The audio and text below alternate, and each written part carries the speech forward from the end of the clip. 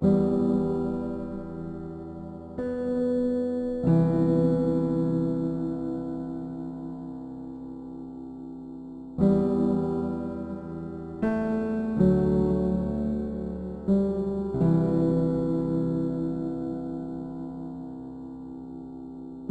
tout le monde, c'est Laetitia. Aujourd'hui nous allons parler d'un thème assez particulier qui est cher à mon cœur. Il s'agit du harcèlement scolaire et du cyberharcèlement. Donc nous allons en parler sous différentes formes, musicales, sur des téléfilms en particulier et une série, je pense que tout le monde sait de quoi je parle. Mais il y a aussi un groupe sur YouTube que j'ai découvert qui ont également parlé du cyberharcèlement.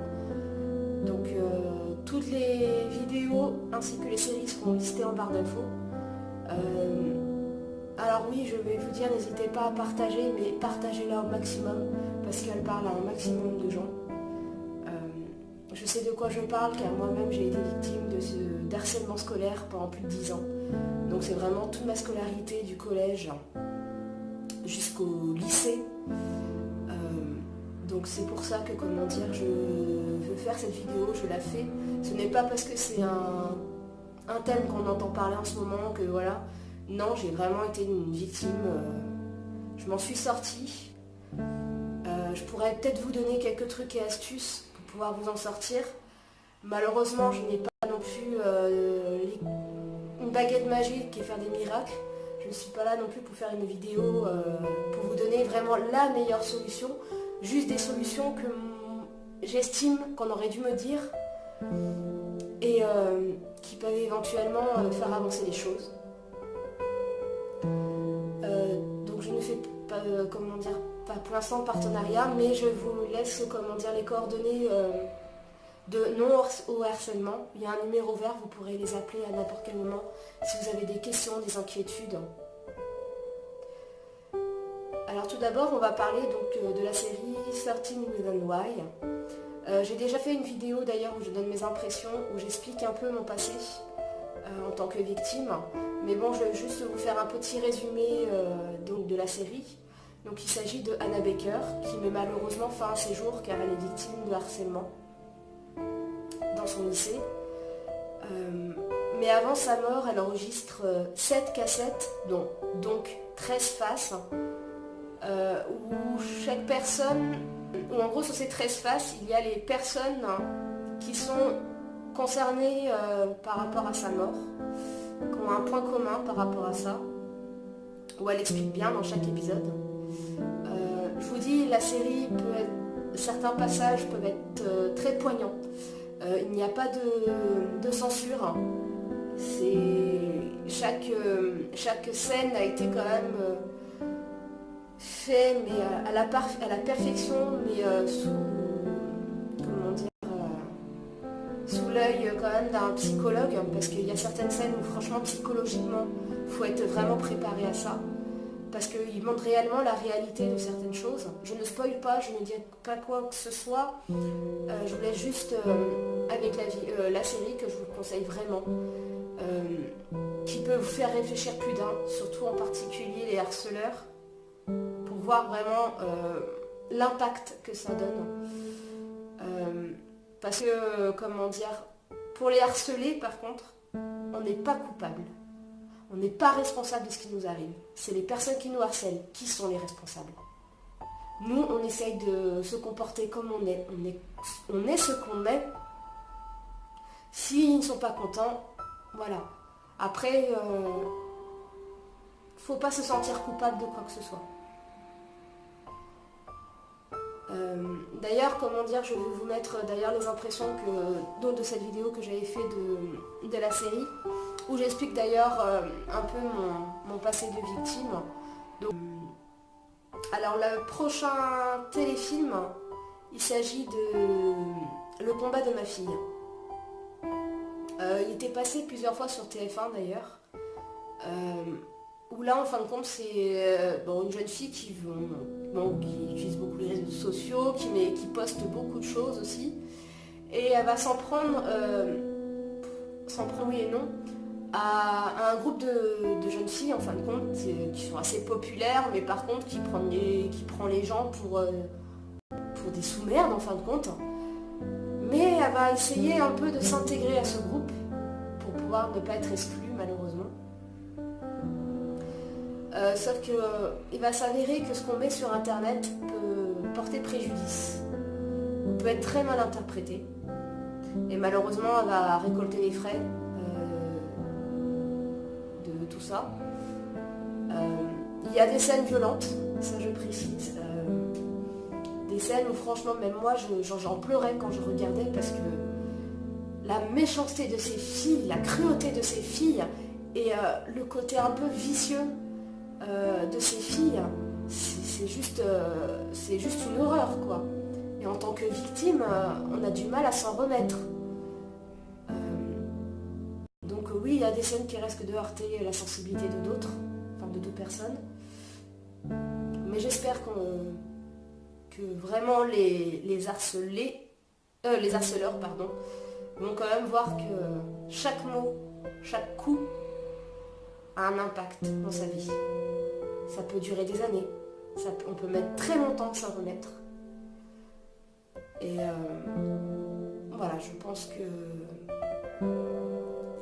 la prochaine vidéo, malheureusement, donc là, la fin que je viens de vous parler, c'est quand même une fin assez heureuse. Mais la série qui va suivre, malheureusement,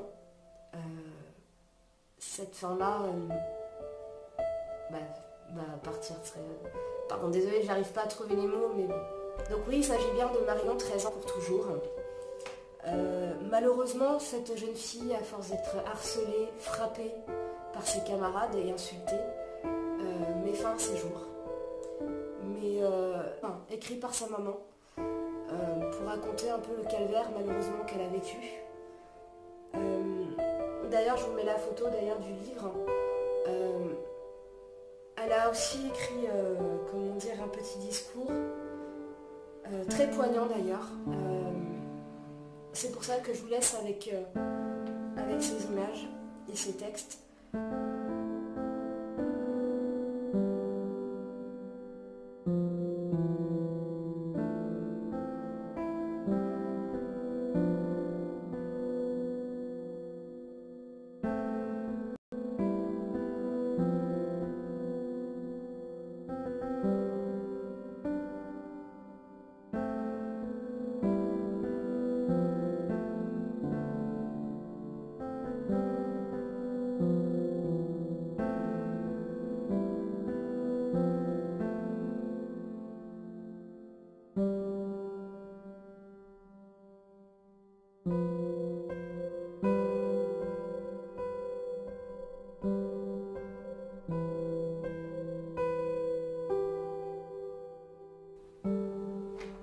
Je sais que ces paroles sont assez poignantes, mais en gros c'est ce qu'elle explique dans ce livre, et c'est pour ça que France 3, entre autres, a eu les droits sur ce livre avec sa maman qui s'appelle Nora Fraisse, pour pouvoir faire le téléfilm qui parle de sa mort et de son quotidien. Malheureusement, il y a très peu de médias qui parlent de harcèlement scolaire, que ce soit en téléfilm ou en film. J'en ai pas vu énormément, à moins que vous en connaissiez quelques-uns, donc n'hésitez pas à me dire ça en commentaire. Si vous avez déjà vu des téléfilms ou séries, ou même films qui parlent du harcèlement scolaire. Parce que malheureusement, j'ai remarqué qu'il y a très peu d'artistes ou de médias qui en parlent. Donc quand je parle d'artistes, je parlais notamment de chanteurs. Car là, je vais vous lister 4 chanteurs en particulier qui ont écrit une chanson parlant de harcèlement.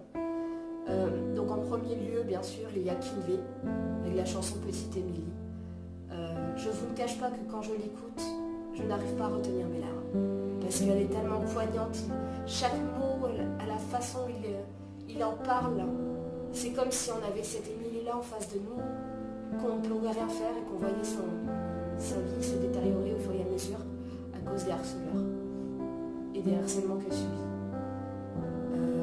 La chanson elle est juste divinement bien écrite. Et je crois que c'est l'un des premiers artistes d'ailleurs que j'ai entendu chanter sur le harcèlement. Alors il y a un deuxième artiste que j'aime beaucoup. Patrick Bruel a fait également un duo avec La Fouine. La chanson s'appelle Mots d'enfant, donc Mots M-A-U-X. D'ailleurs, Ryan Benzetti donne son image aussi au clip, où il joue le rôle de Dimitri, un homosexuel qui a du mal à faire son coming out et qui malheureusement va prendre les frais aussi de ses camarades. Le texte est juste magnifique, la chanson est très bien écrite, le clip d'ailleurs est assez poignant quand même. Parce que mine de rien, quand on voit un camarade sur une photo de classe, on les voit sourire, mais on ne sait pas ce qu'ils cachent réellement au fond d'eux. Et qui ils sont au fond d'eux. Et franchement, cette vidéo-là, je trouve qu'elle parle de plusieurs sujets en fin de compte sur le harcèlement. Sur l'orientation, sur comment dire, notre façon d'être aussi également. Alors sur une note un peu plus légère, mais là ça part plus dans le positif quand même. Il s'agit de la chanson de Nika, Earth, où comment dire, il essaye quand même d'expliquer pourquoi on en est arrivé là, pourquoi on est devenu une victime, mais qu'au fond on n'a pas à se rendre coupable. Parce qu'on n'est pas coupable. On est des victimes, on n'est pas coupable de notre persécution. Mais je vous laisse vraiment avoir le clip. Franchement, il est vraiment... Moi, je suis tombée par hasard. Je vous dis tout de suite, je l'ai vu hier. Je l'ai écouté plusieurs fois. J'ai regardé un peu la traduction aussi du titre. Mais voilà, c'est quand même sur une note un peu plus légère, mais ça parle quand même de harcèlement. Et bien sûr, une autre artiste que j'adore d'ailleurs, en référence d'ailleurs à la série de 13 Reasons Why, je parle bien sûr de Selena Gomez, qui en l'occurrence produit la série, mais qui a remixé l'une de ses chansons en version acoustique, et la version acoustique d'ailleurs est beaucoup plus poignante, enfin quand on l'écoute bien, maintenant on comprend mieux les paroles. Alors désolé pour mon anglais, mais je vais essayer de dire un peu tranquillement. Kill them with a kindness. Donc en gros, tuez-les avec leur gentillesse. La version acoustique, elle est juste magique. C'est juste une version un peu piano-voix, avec quelques violons, mais sa version, elle est beaucoup plus dramatique que la version originale. Mais elle porte vraiment son sens. Et chaque mot d'ailleurs qu'elle utilise dans cette chanson a vraiment un impact en fin de compte. Donc je vous invite fortement à écouter la version acoustique qui d'ailleurs se trouve je pense sur l'album de la bande originale de la série. Et donc voilà. Alors il y a 2 ans de ça je crois, 1 an ou 2 ans de ça, sur YouTube, il y a un collectif que je suis qui s'appelle Rose Carpet, qui a fait notamment une vidéo sur le cyberharcèlement. D'ailleurs, Clara Mars, qui est l'une des ambassadrices d'ailleurs du non au harcèlement, explique un peu son vécu aussi. Enjoy Phoenix également, parce que oui, tout le monde croit qu'elle est youtubeuse, mais elle explique vraiment pourquoi elle a réalisé, pourquoi elle fait des vidéos en ce moment sur YouTube, et qu'est-ce que ça lui a apporté en fin de compte. Et comme quoi, des fois, il faut essayer de trouver une échappatoire en fait, essayer de trouver quelque chose pour ne pas sombrer. Parce que même moi, je vous avoue tout de suite, plusieurs fois, j'ai voulu sombrer. On m'avait prescrit des antidépresseurs. Mais il y a une chose en particulier qui m'a vraiment permis de me sentir bien, c'est la musique. Et ça, la musique, on sait, c'est là où on peut extérioriser un peu notre ressenti, ce qu'on a au fond de soi. Et ça m'a énormément aidé. Et bien sûr, donc je vous laisse la vidéo d'ailleurs, que vous cliquez, pourrez cliquer juste ici, ou alors en barre d'infos. Je vous cache pas que dès que je la vois, j'ai encore le frisson et j'en pleure par moments. Parce que les propos qui vont être dits font quand même assez mal. Et je trouve que vraiment, ils ont vraiment joué. Il y a quelques, je crois qu'ils sont 5 ou 6 youtubeurs d'ailleurs, et et d'autres inconnus, d'autres personnes inconnues qui vont. Pardon, en gros, il y a des commentaires qu'on lance sur eux, et parfois certaines paroles peuvent être agréables, d'autres par contre sont très violentes.